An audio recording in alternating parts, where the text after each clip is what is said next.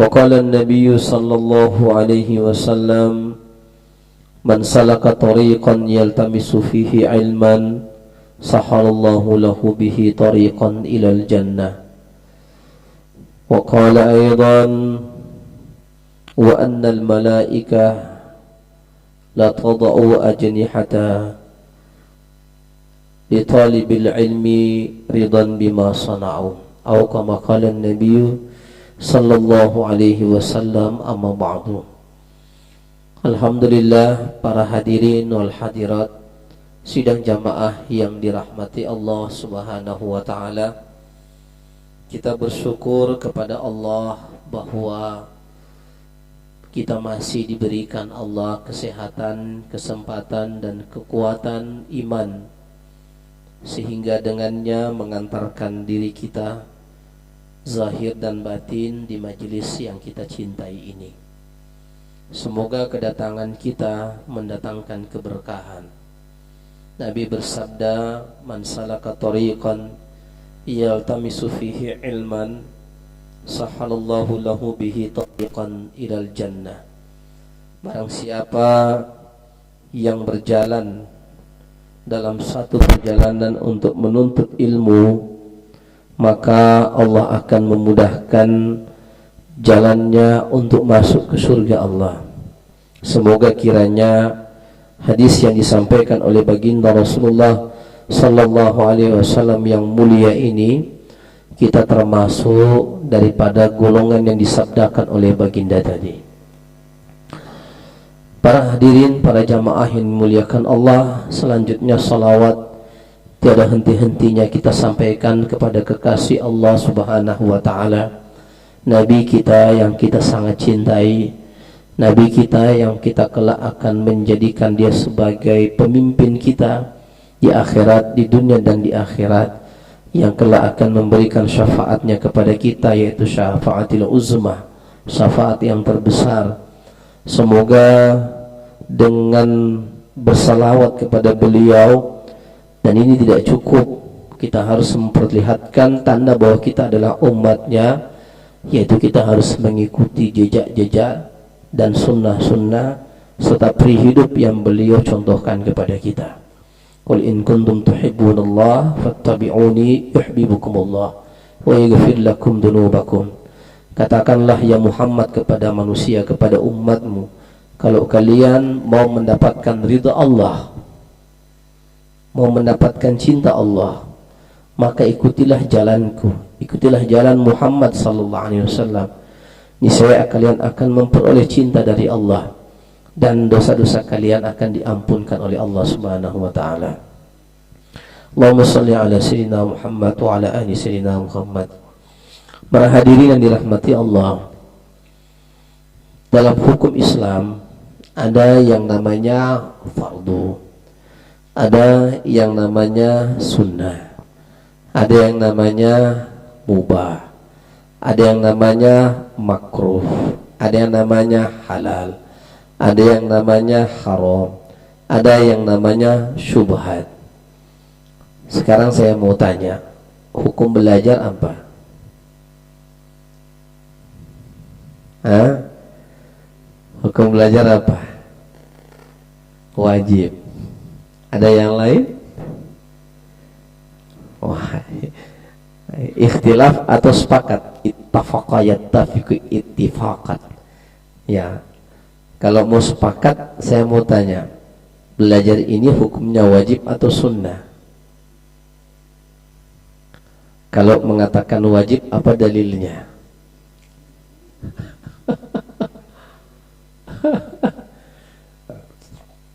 Ibu-ibu, apa dalilnya hukum belajar itu wajib? Nah, kita udah belajar lama ini, saya belum jelaskan ya. Oh iya, adalah. Padahal sudah sering kali saya sampaikan itu hadisnya. Dalilnya kita belajar, kalau orang tanya, kenapa sih belajar? Kenapa sih harus pengajian? Dalilnya sangat jelas. Yang pertama, ayat Quran. Iqra, belajarlah. Yang perintah belajar siapa? Allah. Allah yang lebih tahu atau kita yang lebih tahu dari Allah? Kenapa kita mesti belajar? Karena kita wa wajadaka dhallan fahada. Karena kamu dulu itu tersesat. Maka jalan supaya kamu sudah dapat petunjuk, kamu mesti belajar. Ya. Yang kedua yang juga menguat adalah talabul ilmi faridatun ala kulli muslimin. Belajar itu hukumnya fardu. Faridatan, fardu. Bukan sambil lalu saja. Hukumnya fardu, wajib. Kalau begitu sama tingkatannya dengan sholat. Sama tingkatannya dengan sholat. Sama tingkatannya dengan puasa. Saya ulangi. Jadi kalau begitu hukumnya belajar adalah wajib. Terkait dengan dalil yang ada. Talabul ilmi faridatun ala kulli muslimin. Belajar itu hukumnya fardu ain, bukan fardu kifayah.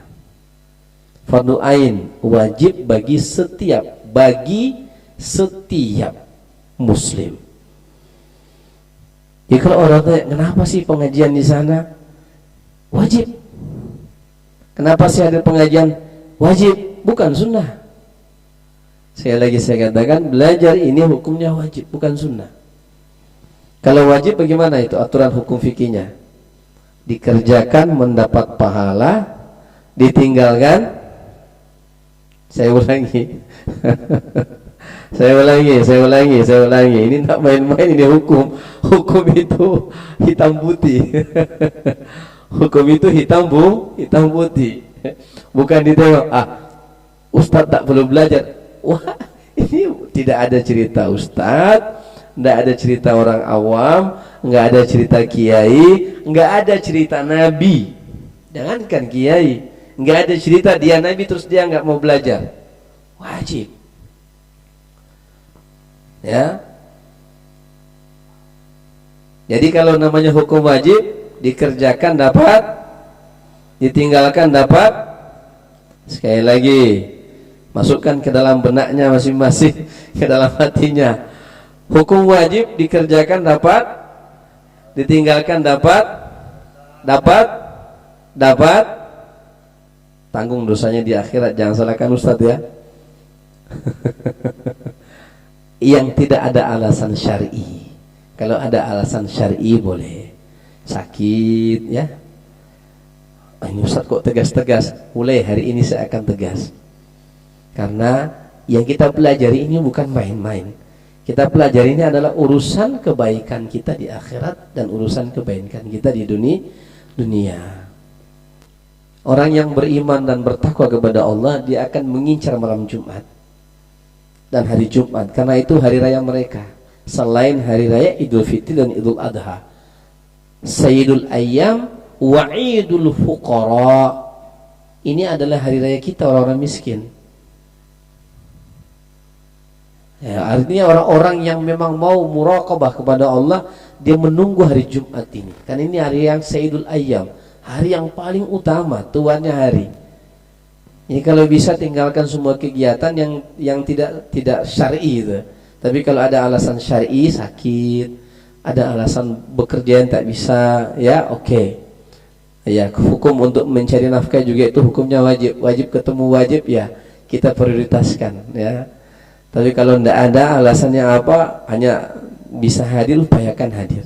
Karena gurumu sendiri mengupayakan hadir. Kenapa? Karena tahu hukumnya. Itulah belajar. Karena hukumnya ini hitam putih. Hukum hitam putih. Tidak ada, oh presiden, oh tidak bisa, karena hukum juga. Hukum Islam. Kalau sunnah dikerjakan dapat pahala, tidak dikerjakan tidak dapat dosa. Nah, ya berarti ini hukumnya apa? Sunnah. Ya suruh masuk tariqah ini. Sudah baiat sama Ustadz kan? Baiatnya bukan sama Ustadz, baiatnya sama Allah. Alladzina yubayyi'una Allah Alladzina yubayyi'unaka innama yubayyi'unallah yadullahi fawqa aydihim. Ayatnya jelas. Apabila mereka membaiat kepada engkau untuk mengerjakan amal-amal soleh, kalau kita ini bukan baiat syahadat ya, baiat mengerjakan amal soleh, maka sesungguhnya dia berbaiat kepada Allah Subhanahu wa ta'ala. Ini berat perjanjian kita dengan Allah. Siapa suruh masuk tarekah ini?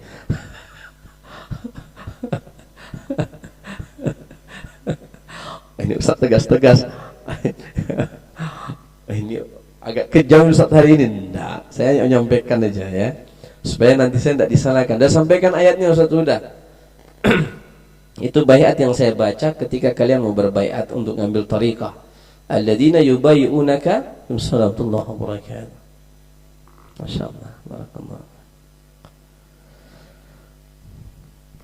Ya. Innama yubayyi'unallah yadullahi fawqa aydihim. Sesungguhnya ya, tangan Allah di atas tangan-tangan mereka. Ya, tangan Allah di atas tangan-tangan mereka. Maksudnya apa? Saya ulangi kembali, perjanjian mereka kepadamu ya Muhammad. Kalau kita di sini perjanjian kepadamu wahai Ustaz Mehdi, di atas perjanjian mereka, di atas perjanjian di atas Allah. Ya, jadi tidak main-main kita berbaiat. Ulama mengatakan ada beberapa baiat. Pertama baiat syahadat, yang kedua baiat amal. Kita berbaiat amal ini namanya ini, ya. Kalau khalifah ini diperhatikan baik-baik semuanya ya. Jadi menuntut ilmu agama secara syar'i hukumnya wajib. Saya mau tanya, kok bisa gitu Ustaz? Sholat wajib enggak? Wajib sholat. Terus kalau kamu punya wudhu salah, kalau kita punya tata cara sholat salah, tak sah. Syarat sahnya sholat, syarat sah diterimanya kita punya amal adalah mengikuti hukum fikih. Wajib nggak belajar? Itu maksudnya. Paham nih? Ikhlas itu adanya di mana? Wajib nggak belajar masalah urusan batin? Kalau nggak ikhlas diterima nggak amal? Kalau nggak ikhlas diterimanya nggak amal? Ingat baik-baik, ada dua persyaratan diterima amal. Al-awwalu al-ikhlasun niyati ala wajhillahi tabaraka wa ta'ala. Wa thaniyatu al-ittiba'u ala sunnati Nabi sallallahu alaihi wasallam. Yang pertama syarat diterima kita punya amal adalah ikhlas karena Allah. Yang kedua syarat diterimanya amal adalah mengikuti tata cara yang dicontohkan oleh Nabi. Persoalannya, kalau tata cara yang dicontohkan oleh Nabi, ada tak sholatnya? Ada. Sallu kama ra'aitumuni usalli. Sholatlah kamu seperti kamu melihat saya sholat. Sekarang saya mau tanya, ada nggak pelajaran ikhlas? Ada di mana itu? Banyak dibahas. Di tasawuf, di tazkiyatun nafs, di mengolah batin. Kalau ini nggak beres, diterima nggak kita punya amal? Jadi penting nggak kita belajar ilmu tasawuf? Wajib nggak kita belajar ilmu tasawuf? Jadi jangan pandang kapan-kapan hadirlah, berarti ente telah menyepelekan sesuatu yang penting dalam amalmu. Ngerti? Kenapa kita perlu belajar tasawuf? Ayat tasawuf Ustaz. Oke, kalau kalian alergi dengan tasawuf, saya tantang itu orang-orang salafi. Kalau kamu alergi dengan orang-orang tasawuf, itu sama dengan tazkiyatun nafs. Apa tazkiyatun nafs? Membersihkan jiwa. Sama juga dengan pelajaran al-ihsan. Hanya nama saja. Udah ngerti kenapa wajib belajar?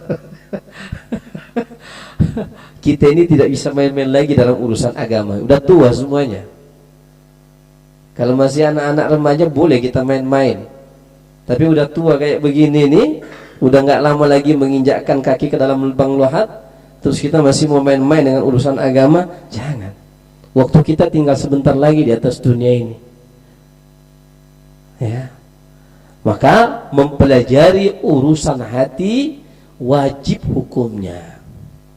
Karena disitulah diterima atau tidaknya amal kita oleh Allah Subhanahu wa ta'ala. Paham ini semuanya ya ibu-ibu ya. Saya hantarkan pemahaman ini supaya nanti kalau ada yang tanya kita jawab. Dalilnya apa? Ada di YouTube. Penjelasan Ustaz. Oke ya. Baik. Sekarang kita masuk pada pembahasan. Jadi sampaikan sama kawan-kawan semuanya, Ustaz tidak main-main sekarang masalah kehadiran untuk persoalan masalah belajar. Karena belajar ini fardu. Antum belajar dapat pahala, antum tidaklah belajar dapat dosa. Siapa suruh ikut thariqah ini? Oh, udah mulai mengikat Ustaz. Enggak, nyampaikan aja supaya saya berlepas diri dari Allah ketika Allah tanya nanti. Antum udah sampaikan belum? Sudah, ya Allah. Kenapa masih degil? Wallahu a'lam bisawab. Tapi selamatkanlah kawan tuh. Ya Allah. Tentu kita saling doa mendoakan ya. Oke. Baik, saya akan masuk pada pembahasan agak jelimet dan agak dalam terkait masalah Ainul Basariyah dalam kitab Al-Hikam ini. Mohon diperhatikan baik-baik ya. Kalau ada yang mau mencatatnya silahkan, ada yang merekam silahkan. Kita masuk pada pembahasan yang ke-36. Mari kita kirimkan satu Fatihah untuk beliau. Ila hadrati Nabi Muhammadin Mustafa Rasulullah sallallahu alaihi wasallam wa ila ruhi Syekh Ibnu Athaillah As-Sakandari syai'ulillahi wa lahumul Fatihah. A'udzu billahi minasy syaithanir rajim. Bismillahirrahmanirrahim. الحمد لله رب العالمين الرحمن الرحيم مالك يوم الدين إياك نعبد وإياك نستعين اهدنا الصراط المستقيم صراط الذين أنعمت عليهم غير المغضوب عليهم ولا الضالين آمين. بسم الله الرحمن الرحيم. قال المؤلف رحمه الله تعالى شيخ ابن عطائillah As-Sakandari في كتاب الحكم العطائية شعاع البصيرة يشهدك قربه منك وعين البصيرة تشهدك عدمك لوجوده وحق البصيرة يشهدك وجوده لا عادمك ولا وجودك. Saya baca sekali lagi. Syu'a'ul basirati yushhiduka qurbahu minka wa 'ainul basirati tushhiduka 'adamaka liwujudihi wa haqqul basirati yushhiduka wujudahu la 'adamaka wala wujudaka. Artinya bermula dari sinar mata hati, syu'a'ul basira. Yushhiduka membuatmu menyaksikan qurbahum minka, kedekatannya denganmu. Wa 'ainul basira dan penglihatan mata hati, tushhiduka adamaka liwujudihi, membuatmu menyaksikan ketiadaanmu karena keberadaannya.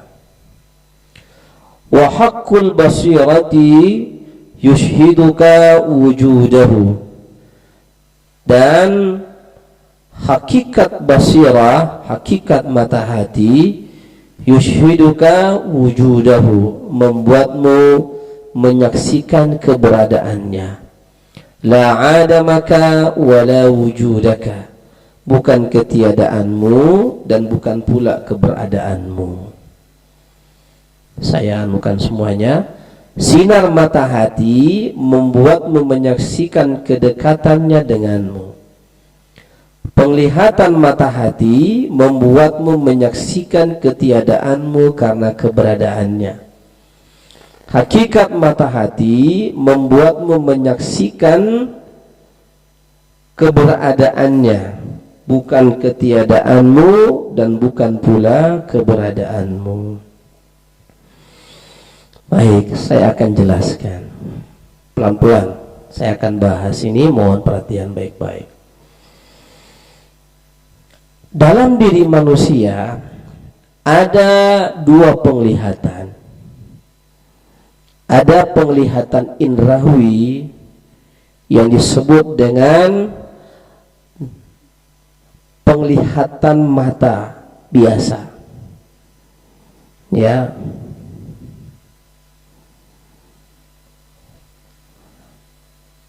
Ainul qalb namanya. Penglihatan mata atau nazarul qalb. Penglihatan mata biasa.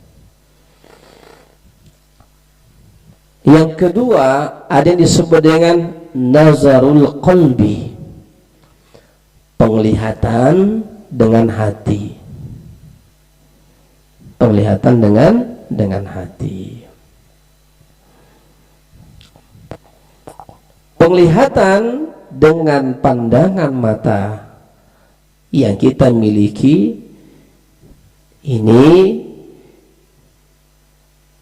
manusia sama memilikinya dan fungsinya hampir sama. Saya pelan-pelan ini ya. Tetapi Pak Waria paham tak ini? Nanti dia ulang, ada sudah WA kan, kirim, dia tonton baik-baik ini ya, biar nanti tajam pemahamannya Pak Waria. Sementara penglihatan basirah, mata hati, ini memiliki beragam fungsi. Paham? Imam Ibnu Athaillah As-Sakandari hanya menjelaskan terkait 3 makom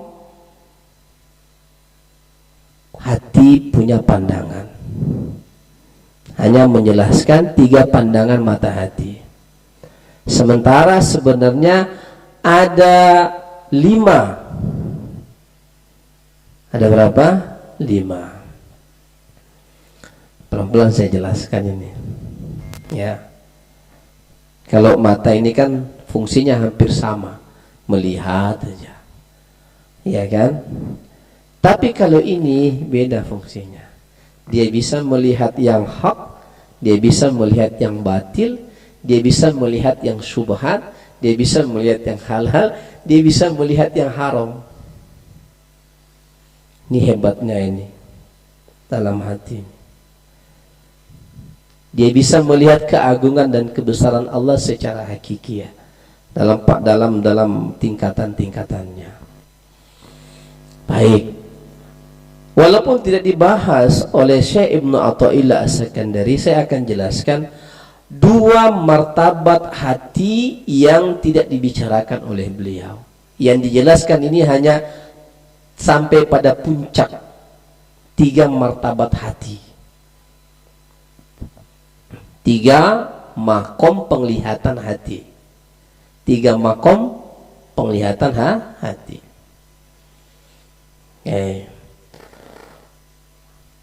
Walaupun bagaimana saya harus bahas yang 2 ini. Yang pertama adalah hati yang pandangannya mati, atau tamutul qalb, hati yang pandangannya mati. Ini siapa yang memiliki ini? Orang-orang kafir. Orang-orang kafir. Walaupun pandangan matanya bisa melihat, walakin ta'mal qulubul lati fis sudur.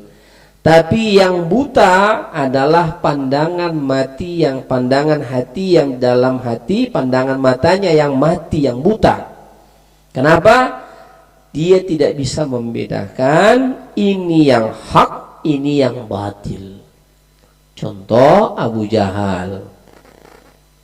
Udah jelas-jelas Rasulullah itu nampak dia punya mukjizat, nampak wahyu-wahyu yang dibacakan, nampak kenabian dan kerasulan beliau, nampak sejelas-jelas matahari di siang hari, tetapi mata hatinya mati. Kata Allah dalam Al-Quran, innal ladzina kafaru sawa'un alaihim a'andartahum am lam tundirhum la yu'minun.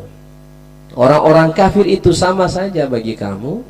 Kamu kasih mereka peringatan, kamu kasih mereka tunjuk ajar, kamu kasih mereka pemberitahuan, mereka tetap tidak akan beriman kepada Allah. Artinya apa? Pandangan matanya telah mati.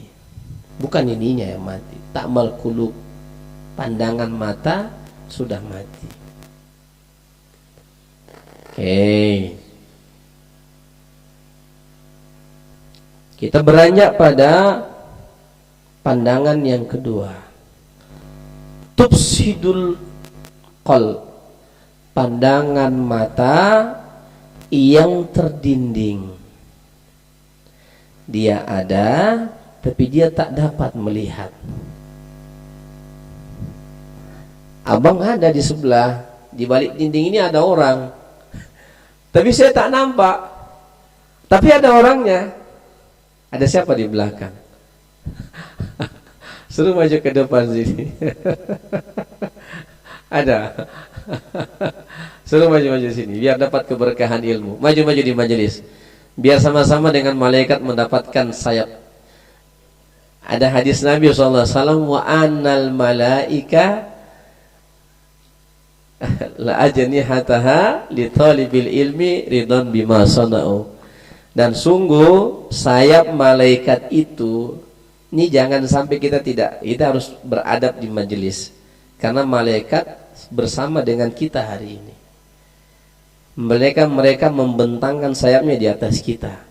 Maka kita beradab di majelis ini. Kalau bisa majelis ini harus diisi yang kosong-kosong. Ada lagi yang di belakang, siapa? Maju depan, masih kosong ini. Maju depan. Kasih teman-teman, tafassahu fil majalisi fafsahu yafsahillahu lakum. Ya, lapang-lapangkan majelis kalian untuk saudara-saudara kalian. Nah, duduk sini. Ya. Oke, biar bisa nampak, Masya Allah. Jadi saya lanjutkan ya. Terkait dengan tadi, dia punya pandangan tetapi tertutup pandangan itu. Maka bagi dia dinding yang sangat tebal itu, susah dia untuk melihat mana yang hak, mana yang batil, mana yang halal, mana yang haram. Susah.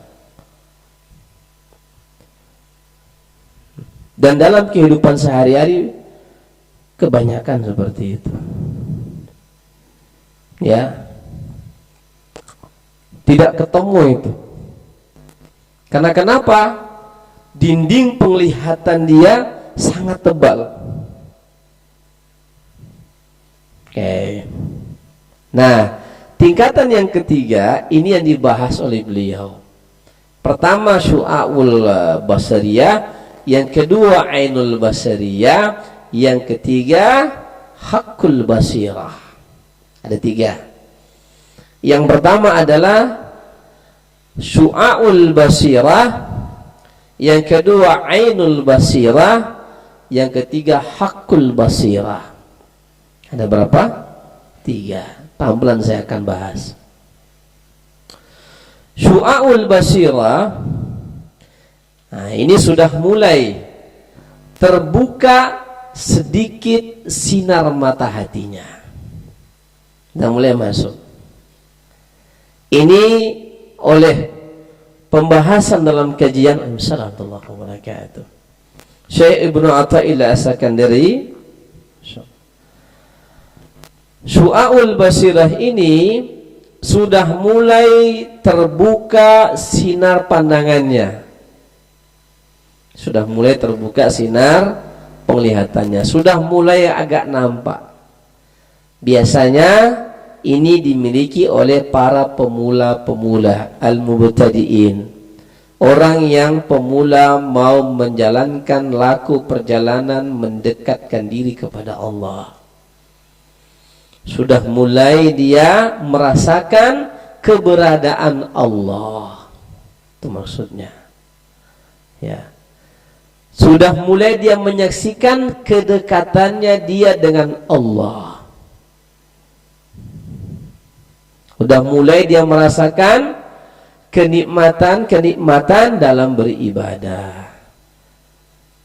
Sudah mulai dia merasakan, oh ini nikmat-nikmat dari Allah. Sudah mulai. Ya. Ini dari para pemula. Dan ini sudah bagus. Ya. Sudah mulai bagus ini, sudah mulai nampak. Kayak antum semua yang di sini, yang rajin sholat, rajin zikir, itu sudah mulai nampak. Ya, sudah mulai nampak. Ya, kelezatan bersama dengan Allah.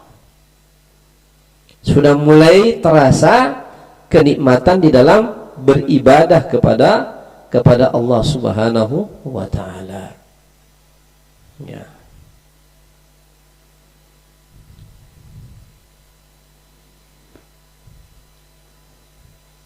Yang kedua ya, adalah ainul basirah. Sudah mulai, ini untuk martabat yang kedua disebut mutawassitah.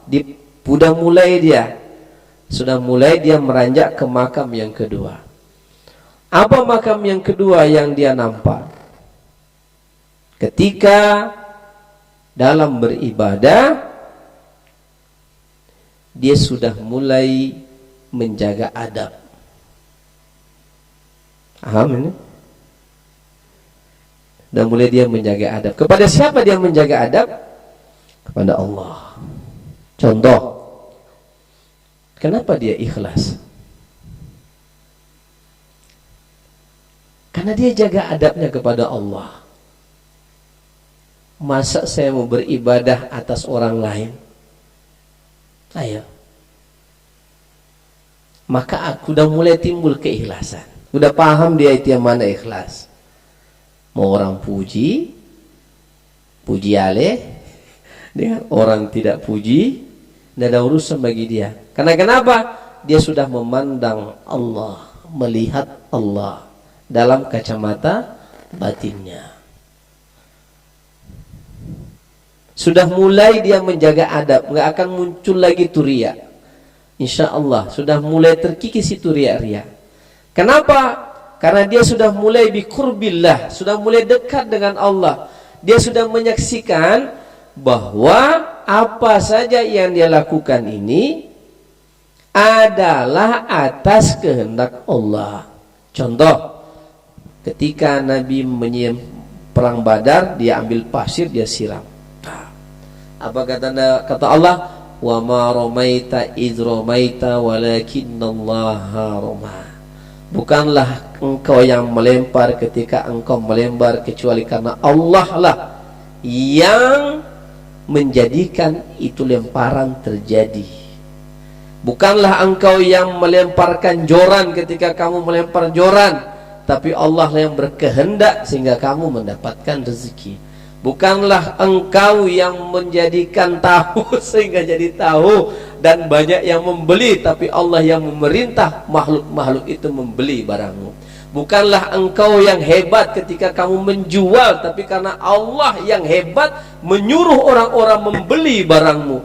Bukanlah engkau yang hebat atas dirimu karena kamu dapat sehat sekalipun kamu olahraga, tapi kalau Allah bilang sakit, kamu sakit. Dia sudah melihat Allah di sana.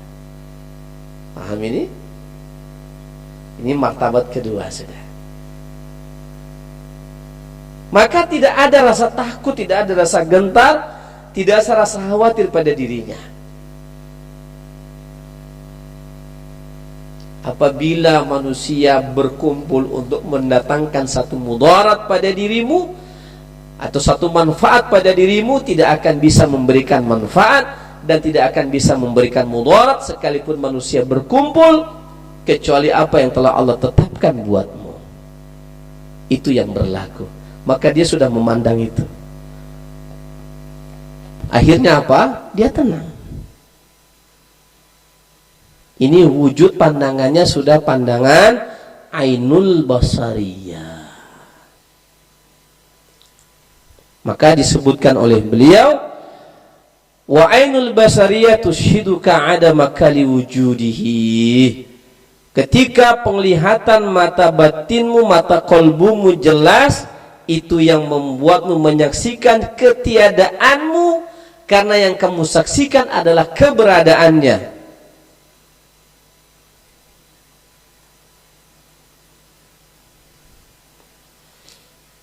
Amin ya. Aku bisa sholat karena Allah. Untuk apa aku sombong dengan amalku? Aku bisa berzikir karena Allah kasih izin aku bisa berzikir. Dia sudah mulai ke sana. Ini sudah martabat, sudah mulai tinggi ini. Maka dia tidak terkecoh dengan keadaan apapun, karena yang dia pandang adalah Allah. Ini makanya saya bilang ini udah mulai kita belajar tingkat-tingkat tinggi ini. Udah mulai halus-halusnya ini di kitab Al-Hikam. Udah mulai halus-halusnya. Kalau kita sudah sampai di makam itu, insya Allah berarti kita sudah sampai di martabat yang cukup tinggi ini. Ya. Maka untuk kita marah itu susah. Berat untuk kita marah itu susah. Untuk kita mengeluh itu susah. Ngapain mengeluh? Toh ada Allah yang mewujudkan segala sesuatu. Mau mengeluh sama manusia, manusia pun tidak akan bisa menyelesaikan masalah kita. Inni asku bashi wa hazni ilallah. Sesungguhnya aku, kata Allah dalam Al-Quran, aku sampaikan hajatku, persoalanku, kesedihanku, kepayahanku hanya kepadamu ya Allah. Itu martabat kalau sudah sampai di makom ini, insya Allah dia akan menjalani hidup ini dengan tenang. Baik cepat atau lambat pertolongan Allah, dia yakin bahwa Allah pasti akan menolong. Orang mau bantu sama dia, dia ucapkan alhamdulillah terima kasih. Orang tidak bantu sama dia, tidak mempengaruhi jiwanya. Orang mau puji sama dia, dia ucapkan terima kasih. Orang hina sama dia, tidak mempengaruhi jiwanya. Dia sudah sampai di makom itu. Udahkah kita sampai ke sana? Nah, ini dari Allahnya ini harus kuat-kuat nih. Maka disinilah kebutuhan kita di 7 lataif tadi itu. 7 latifah tadi itu. Kebutuhan kita itu di situ. 100, 100, 100, 100, 100, 100, 7 latifah. Oke. Jadi tidak ada yang mempengaruhi dia. Yang ketiga lebih dahsyat lagi. Hakul basirah. Dia tidak lagi melihat apapun kecuali Allah. Fana fillah. Dia selalu bersama dengan Allah. Malu dia buat salah. Malunya bukan sama manusia. Malunya Allah menyaksikan. Kata Allah dalam Al-Quran, ya, apa dalam Al-Quran itu? Wallahu khalaqakum wa ma ta'malun. Dialah Allah yang menciptakan kamu dan menjadikan kamu punya pekerjaan. Ada yang petani, ada yang pedagang, ada yang penjual, ada yang nelayan. Yang menjadikan ini adalah Allah. Ada yang satpam, ada yang guru, macam-macam. Di sini aja profesi kita luar biasa, sudah beragam. Ya. Nah, kalau sudah sampai di fanafillah, dia tidak lagi memandang apa-apa kecuali Allah. Ini adalah makamnya para nabi. Makamnya para nabi. Untung-untung kita sudah sampai di makam yang kedua tadi, udah luar biasa. Kalau kita masih di makam mubtadiin, alhamdulillah, berarti sudah mulai nampak sinar itu. Sudah mulai kita merasa diawasi oleh Allah. Wa huwa ma'akum aina ma kuntum. Allah bersama dengan kamu dimanapun kamu berada. Di waktu yang ramai kamu disaksikan oleh Allah, di waktu yang sunyi kamu disaksikan juga oleh Allah. Ada satu ungkapan ulama mengatakan, dan ini saya sangat hati-hati sekali, kamu itu adalah kamu pada dirimu sendiri saat sendirian. Itulah kamu yang sebenarnya. Kalau kamu di keramaian begini, kamu penuh kamuflase.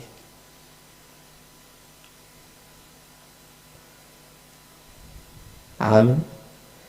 Di saat kamu ramai kayak begini ini banyak sekali kamuflasenya, banyak sekali bunglonnya. Tapi ketika kamu sendiri, disitulah dirimu yang sebenarnya.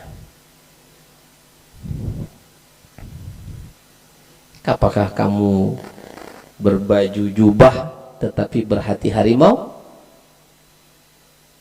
Ataukah kamu berbaju gembel tapi hatimu mulia? Ingat semuanya ini kata-kata saya. Dan itu kaul ulama.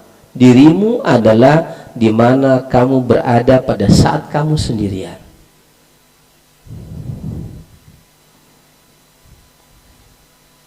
Paham ini? Oke, subhanallahi wa bihamdika asyhadu an la ilaha illa anta astaghfiruka wa atubu ilaik. Wassalamualaikum warahmatullahi wabarakatuh.